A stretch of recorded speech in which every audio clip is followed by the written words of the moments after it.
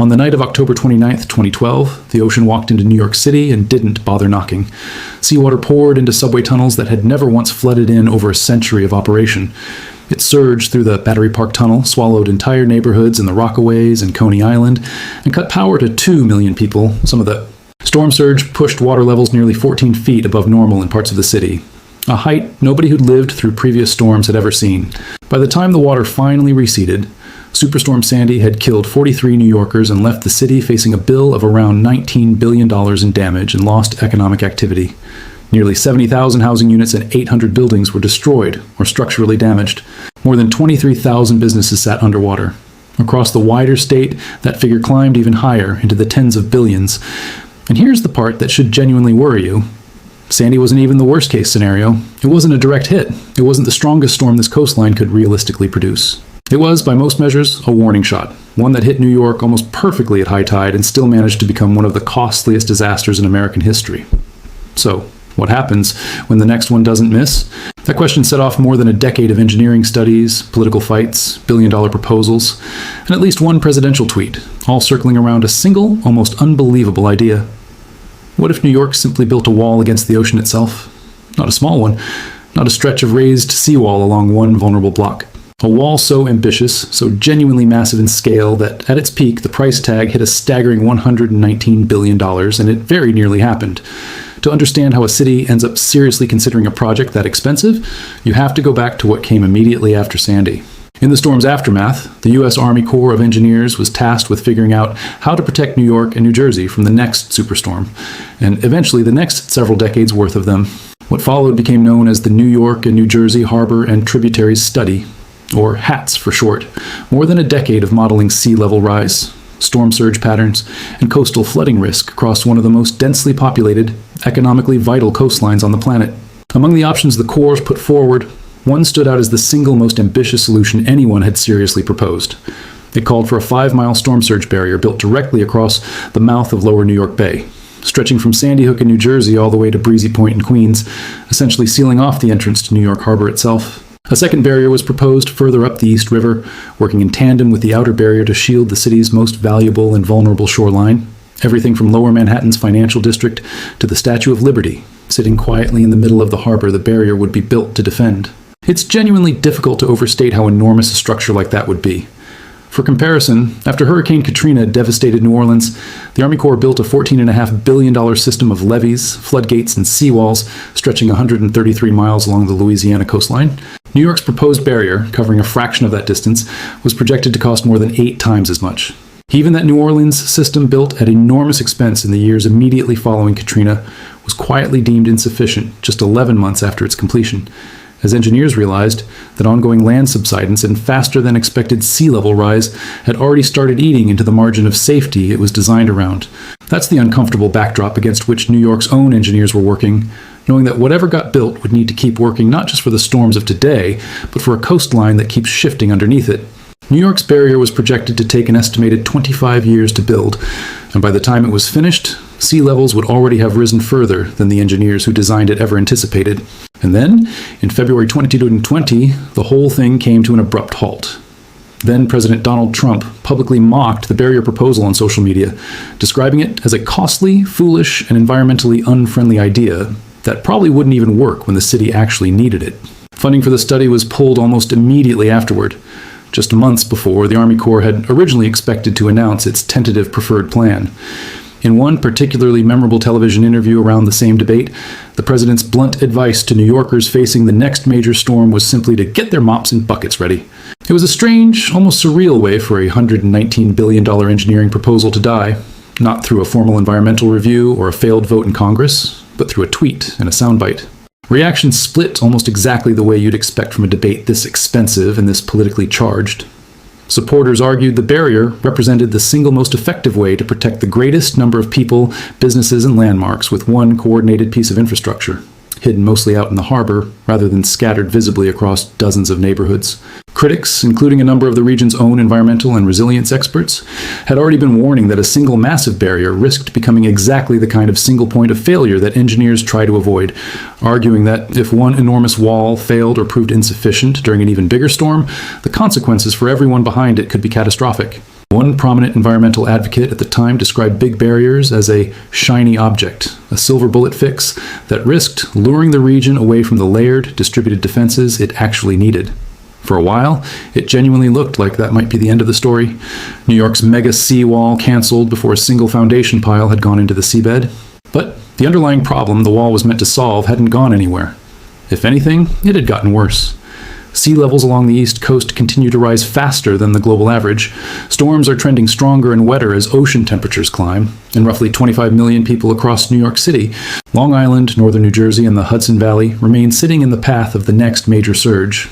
So the Army Corps went back to the drawing board, and in 2022 it emerged with something genuinely different, a plan that traded one colossal barrier for an entire distributed network of smaller ones. This revised approach is officially known as Alternative 3B, and it represents a fundamentally different philosophy about how to defend a coastline this complicated. Instead of one giant gate sealing off the entire harbor mouth, the plan calls for 12 separate storm surge gates, positioned at strategic choke points across dozens of waterways throughout the region, backed up by more than 40 miles of shoreline floodwalls, levees, and seawalls woven directly into the urban fabric of the city. The locations read almost like a tour of New York's working waterways. Gates are proposed at the mouth of Jamaica Bay, protecting the vast tidal estuary and its surrounding neighborhoods in Queens and Brooklyn. A dual gate system would span the Arthur Kill and Kill Van Kull, two of the busiest shipping channels feeding into the harbor, wide enough and deep enough that engineering barriers across them ranks among the most technically demanding parts of the entire plan. Smaller, tighter gates are planned across the Gowanus Canal, Newtown Creek, Flushing Creek, Sheepshead Bay, Garrettson Creek, Coney Island Creek, and the Bronx River, protecting some of the city's most flood-prone, historically industrial neighborhoods, places where storm surge in 2012 pushed seawater directly into basements and ground floor apartments that had never been designed to handle it. At Newtown Creek alone, the proposed gate would narrow an existing 400-foot wide waterway, opening down to roughly 130 feet, a dramatic reduction that's become one of the most contested individual elements of the entire plan. On the shoreline side, extensive floodwalls and elevated barriers are planned for East Harlem, Chelsea, and the West Village in Lower Manhattan, Long Island City, and Astoria in Queens, Jersey City on the New Jersey side, and further stretches running up the Hudson Valley through Yonkers, Tarrytown, and Ossining. In Lower Manhattan specifically, these separate wall and floodgate projects are ultimately meant to link together into one continuous J-shaped line of defense running along the waterfront from East 25th Street, all the way around to Chambers Street. Crucially, almost every one of these gates is designed to stay open under normal conditions, allowing tides, ships, and marine ecosystems to keep functioning exactly as they would without any barrier there at all. They're only meant to close during genuinely extreme storm events, the kind of surge that would otherwise send seawater pouring into subway tunnels and basement apartments the way it did during Sandy. Depending on the site, the gates themselves would likely use sector or flap mechanisms, essentially enormous hinged steel structures that can rotate or swing shut across a channel within hours of a storm warning, then swing back open once the danger is past. Engineered to withstand not just the pressure of a storm surge, but decades of saltwater corrosion, ice, and constant mechanical cycling. It's the same fundamental principle behind the Thames Barrier protecting London, or the movable storm surge defenses protecting Rotterdam and Venice, structures that spend the overwhelming majority of their lives sitting open and essentially invisible, only snapping shut when a genuine emergency demands it. The revised price tag is a fraction of the original nightmare figure too, coming in at somewhere between $50 and $53 billion. Still an almost unfathomable sum for a piece of civil infrastructure, but less than half the cost of the barrier that got canceled back in 2020. Construction is tentatively projected to begin around 2030. And rather than the 25 years the original mega barrier would have needed, the current plan aims to have the core system built within roughly a decade to 14 years, broken up into smaller, more manageable phases that can start delivering protection well before the entire network is finished. That shift matters enormously, and not just financially. Building the whole system as a series of smaller, independent projects means individual gates and flood walls can be funded, approved and constructed section by section, rather than the entire $100 billion plan needing to clear every political and financial hurdle all at once before a single piece of steel goes into the water. It also means the areas facing the most urgent risk don't necessarily have to wait a quarter of a century for protection to finally arrive. Even so, this scaled-back version of the plan is facing genuine, substantial pushback, and the objections go well beyond simple sticker shock. A significant coalition of environmental groups, including the Natural Resources Defense Council, Riverkeeper, the Gowanus Canal Conservancy, and the Newtown Creek Alliance, have raised serious concerns about what these gates could do to the waterways they're built across. Three of the locations under consideration, the Gowanus Canal, Newtown Creek, and the Hackensack River, are federally designated Superfund sites, among the most contaminated bodies of water anywhere in the United States, still in the middle of long-running, painstaking environmental cleanups. Critics warn that driving massive steel and concrete gate structures into that contaminated sediment risks disturbing decades of toxic buildup, potentially undoing cleanup work that's already cost hundreds of millions of dollars and taken years to complete. Riverkeeper has gone as far as calling the entire underlying study fatally flawed, warning that permanently narrowing waterways like Newtown Creek would fundamentally alter tidal flow, sediment movement, and fish passage in ways that could ripple through the local ecosystem for decades, long after the immediate storm risk each gate is built to address has passed.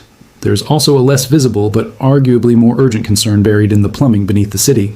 Large parts of New York still rely on a combined sewer system where stormwater and raw sewage share the same pipes during heavy rain and periodically overflow directly into rivers and canals when the system gets overwhelmed. Environmental advocates have warned that closing storm surge gates during exactly the kind of intense weather event that triggers those overflows could effectively trap sewage and toxic runoff inside the city's waterways rather than letting it flush out to sea, turning already polluted canals into something considerably worse for the length of the storm. Then there's arguably the deepest structural criticism of all, the fact that gates designed specifically to block storm surge do essentially nothing to address the slower, quieter threat of rising sea levels themselves. These barriers are engineered to snap shut during a hurricane or a nor'easter. They stay open on an ordinary Tuesday. But an ordinary Tuesday, decades from now with several more inches of sea level rise baked in, could bring flooding to low-lying streets in Newtown Creek or the Rockaways with no storm involved at all, simply the routine high tide creeping further inland than it used to. Critics argue that pouring $50 billion into storm surge infrastructure risks, leaving that entirely separate, slower-moving crisis largely unaddressed. There's a financial puzzle sitting underneath all of this, too. One that's arguably just as complicated as the engineering. Under the funding structure the Army Corps has proposed, the federal government would cover the majority of construction costs, but New York City, New York State, and New Jersey would collectively be on the hook for around 35% of the total bill, and all three governments would need to formally sign off on the plan before it can move forward.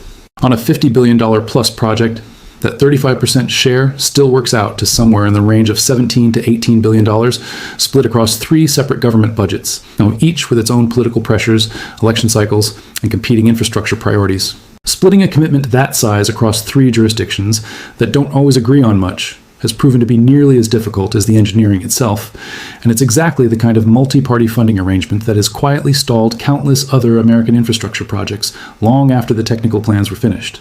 It's worth zooming out here, because this entire debate captures something genuinely universal about climate adaptation in the 21st century. There is no version of this decision that comes without trade-offs. Build nothing, and the region remains exposed to the next Sandy, or worse, a storm that doesn't miss high tide by a matter of hours the way Sandy nearly did. Build a single giant barrier across the harbor mouth, and you get maximum protection for the most people, but at a price tag and a construction timeline that made even a Republican president from Queens call it foolish.